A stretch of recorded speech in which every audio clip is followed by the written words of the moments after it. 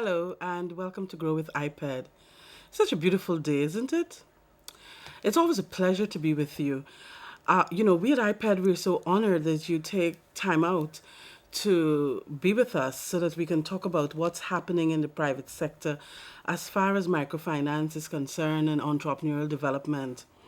I had the privilege over the past week actually, after the program on Sunday, then I rushed to the airport and I was able to participate in a workshop on corporate social responsibility that was sponsored by the OS and the Young America's Business Trust. And that really opened my eyes to so much that we as small and medium-sized businesses can get involved in terms of our social responsibility.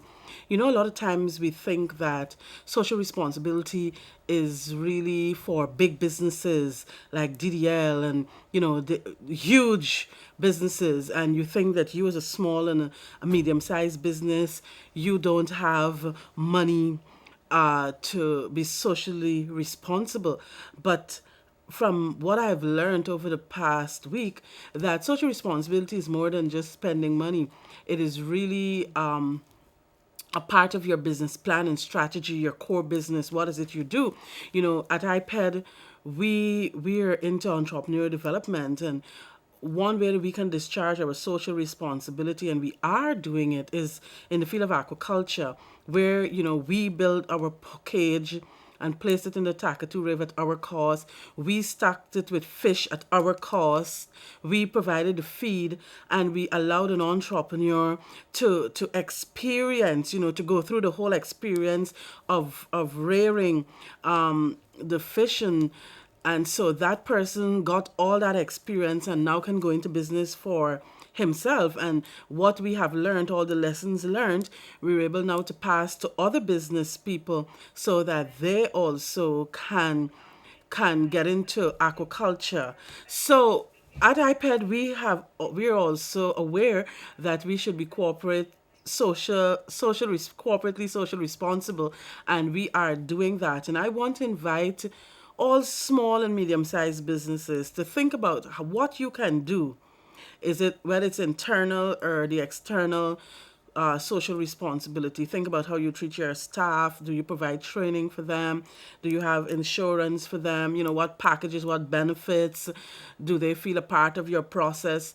All those things have to do with being socially responsible. Right. Well, what are we going to do this afternoon? We're going to have, I will discuss with you once again the programs that we're going to offer with ICM. We're now a testing and examination center, and we're hoping to start offering those courses October 1st, Monday, October 1st. And I will talk with you about it in a minute. And I also want to remind you before we go to an ad break about our pineapple processing workshop on Friday the 21st. We will show you how to process pineapple and put it into a jar so that you can have that as a business opportunity. You can try to sell it in the supermarkets, or you can in your communities, or you can send it abroad. The Guy Expo is coming up by the end of the month, the 27th actually. And so it could be a big business opportunity for you if you learn to process it and then you bottle it, you label it nicely, and I'm sure you will be able to get a market for it. We're going to go to an ad break, and when we come back, we will continue with our program here on Grow with iPad. Iped is about easy access for small, micro, and medium-sized businesses. So if you need financial or professional help in developing your business to its fullest potential, Iped is for you. Iped's friendly staff works with you to help keep your business growing. In addition, Iped provides training, counseling, marketing, and technical assistance, giving you a better and surer chance of success. Get going and keep growing with Iped. Iped introduces a wide range of training programs specially designed for business people. Get trained with business skills in marketing, simple accounting, computer training, both elementary and advanced levels, knowledge and information sharing service in pickled meat, poultry rearing, and others. Training from Iped EDC improves the quality of your business plan for a loan application and enhances your chances of business success. Call Ms. Carlotta Walcott in 226-4675 extension 125 or visit any of our offices. Get going, keep growing with iPad.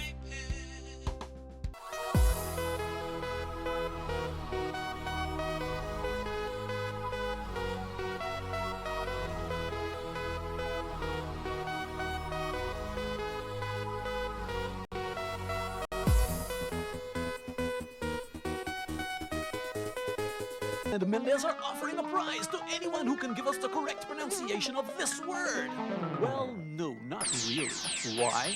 Because we know that if you own a tool with this name on it, you already have a prize. A prize piece of equipment. From chainsaws to mist blowers, brush cutters of all sizes, water pumps to hedge trimmers, and portable board mills. This brand name guarantees quality, durability, and value, plus genuine spare parts and backup service you can depend on. Oh, and by the way, it's pronounced still. Welcome back. I'm so happy that you stayed with us. And if you've just joined us, you're watching Grow with Iped. You know, I have in the studio with me my CEO, Dr. Leslie Chin. And Dr. Leslie Chin, welcome to Grow with Iped. Thank you, Carla. Right, it's nice a to be pleasure. back here. Yeah, you know. I'm here too often. You're not here too often. We really should get you here at least once every 6 weeks. I'm sure you have time for us. Good. You know, a lot of people know, Dr. Chin, that iPed is about loans, and that's what they know. Yeah. But iPed is really more than And you financial know what they services. think is loans for small people and poor people. Well, we give larger loans. too, Right. We've been trying to say that for the past 3-4 months now, that we don't only give micro loans. People think, well, you know, it's the people who want like 100 and 150,000.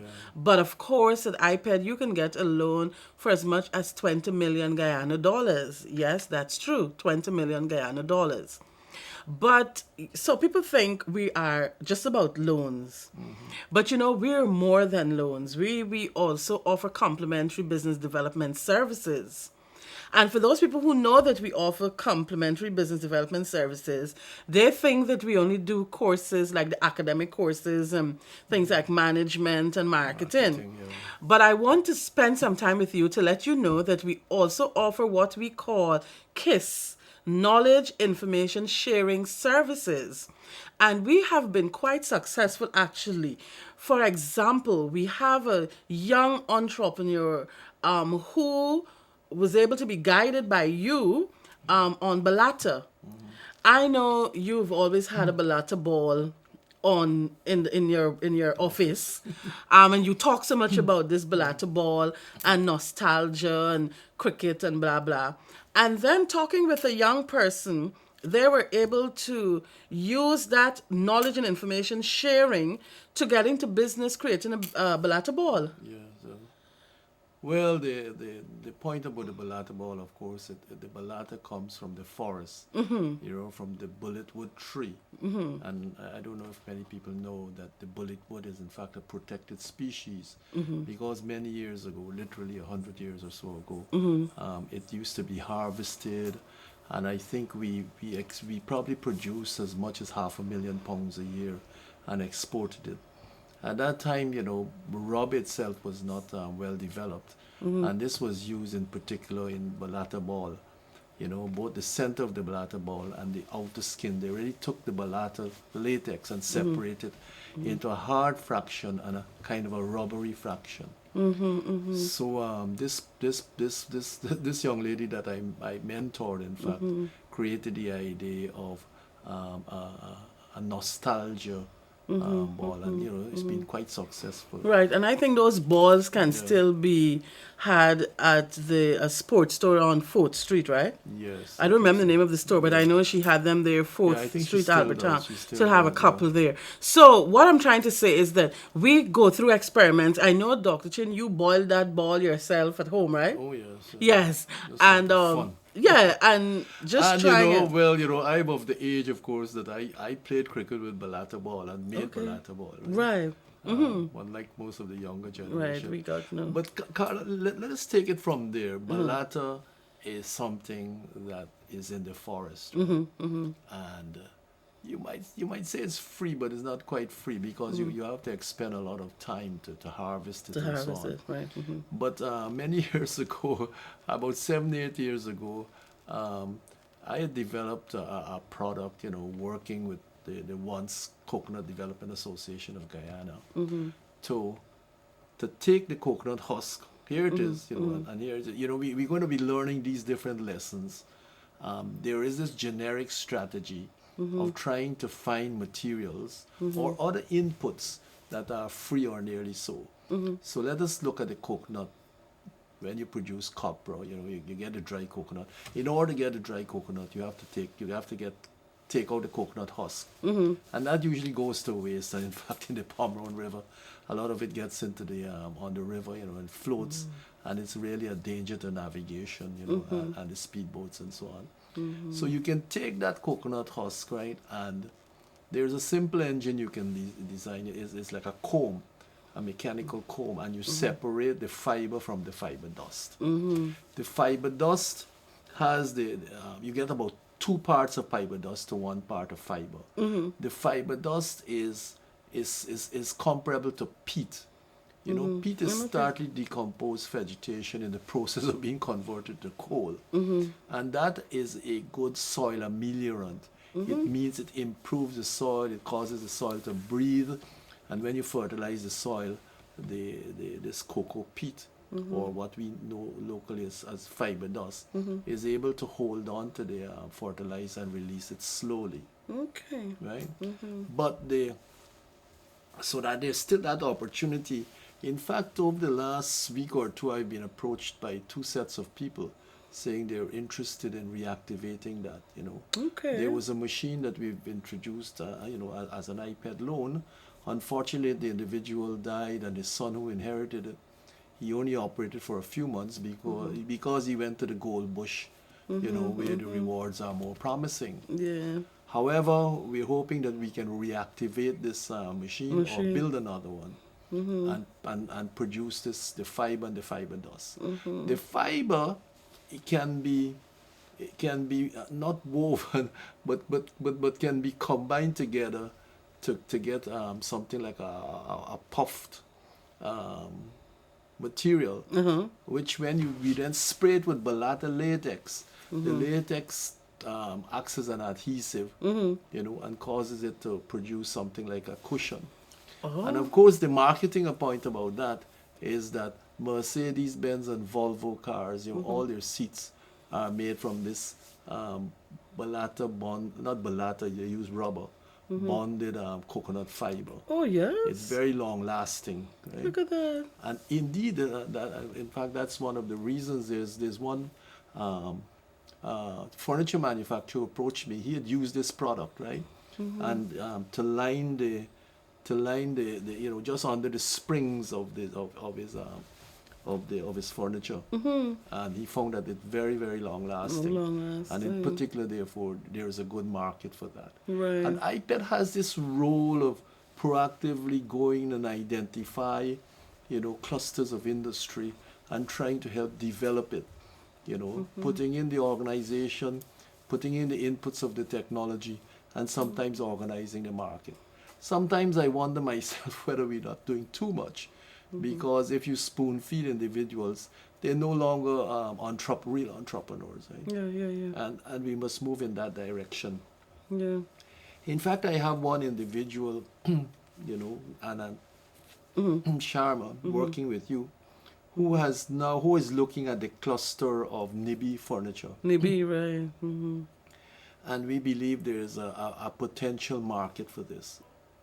Yeah, especially Dr. Chin, in the Caribbean. I've seen a lot of Nibi furniture in some of the Most hotels, of the and it's from all the tourist hotels. yeah, and they say some people say, "Oh, this is from Well, it's Guyana." rattan, a lot of it is rattan furniture from Indonesia and the Philippines, right? But there's a great opportunity because we have this vast resource in terms of our forests, right?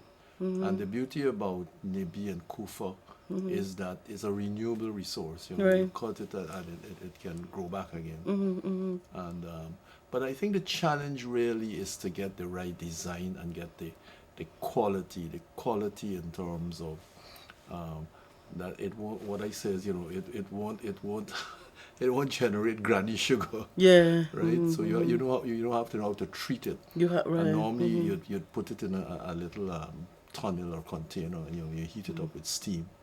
That is one way. So here it is, Carlotta. We have this with this strategy which says how could we get our materials for free. Right. So here it is something we can get from the forest. But then there are other things we can get from the forest, right? And there are two things I need to mention. I have been in Brazil for a few times, since we opened our branch in Latin. That's right. And what we found when you go to Boa Vista, I love the ice cream that is flavored with acai. Acai, right. It's spelled ACAI, and the Portuguese and the Latin Americans pronounce the I as E, acai, right? And it tastes a little bit like chocolate. But the thing is that it is natural and it is high in vitamin E, the tocopherols.